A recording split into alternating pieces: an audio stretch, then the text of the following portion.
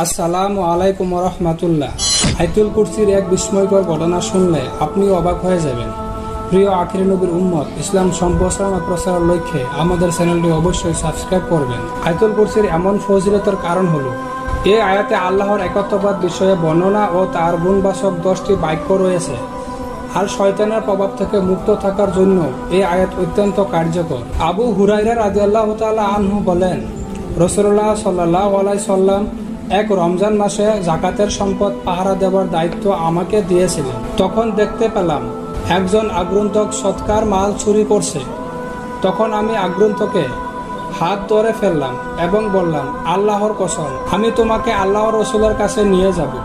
তখন আগন্তুক বলল, আমি খুব অভাবী আর আমার অনেক প্রয়োজন। তার কথা শুনে দয়া করে তাকে ছেড়ে দিলাম।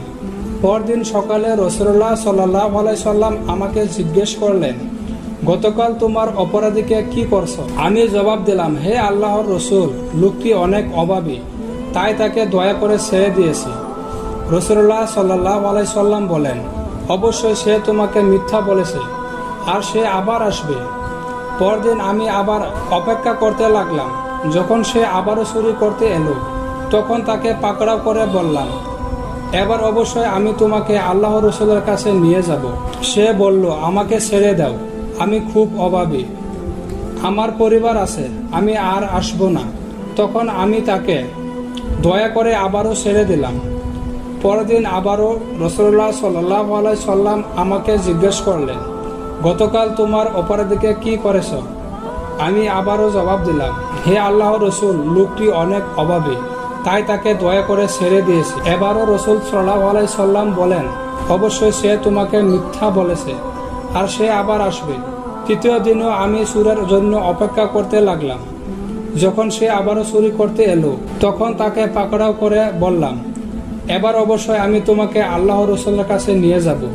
তুমি বারবার ওয়াদা করছো আর চুরি করতে আসছো। তখন সে বলল, আমাকে মাফ করে দাও, আমি তোমাকে এমন কিছু কথা বলে দেব যার মাধ্যমে আল্লাহ তোমাকে কল্যাণ দান করবেন। আমি বললাম, সেগুলো কি? তখন সে বলল, যখন ঘুমাতে যাবে তখন আয়াতুল কুরসি পড়ে ঘুমাবে, তাহলে আল্লাহ তোমার জন্য একজন পাহারাদার নিযুক্ত করবেন, যে তোমার সঙ্গে থাকবে, আর কোনো শয়তান সকাল পর্যন্ত তোমার কাছে আসতে পারবে না। এটা শুনে আবু হুরায়রা রাদিয়াল্লাহু তাআলা আনহু তাকে ছেড়ে দিলেন। পরদিন রাসূলুল্লাহ সাল্লাল্লাহু আলাইহি সাল্লাম আবার অপরাধীর কথা জানতে চাইলে তিনি আগের রাতের কথা বললেন। তখন রাসূল সাল্লাল্লাহু আলাইহি সাল্লাম বলেন, যদিও সে চরম মিথ্যাবাদী, কিন্তু সে এই কথা সত্য বলেছে। রাসূলুল্লাহ সাল্লাল্লাহু আলাইহি সাল্লাম আবু হুরায়রা রাদিয়াল্লাহু তাআলা আনহুকে আরো বললেন, তুমি কি জানো সে কে? আবু হুরায়রা রাদিয়াল্লাহু তাআলা আনহু বলেন, না, আমি জানি না সে কে। রাসূলুল্লাহ সাল্লাল্লাহু আলাইহি সাল্লাম বললেন, সে হচ্ছে শয়তান। বুখারী শরীফের হাদিস 2113।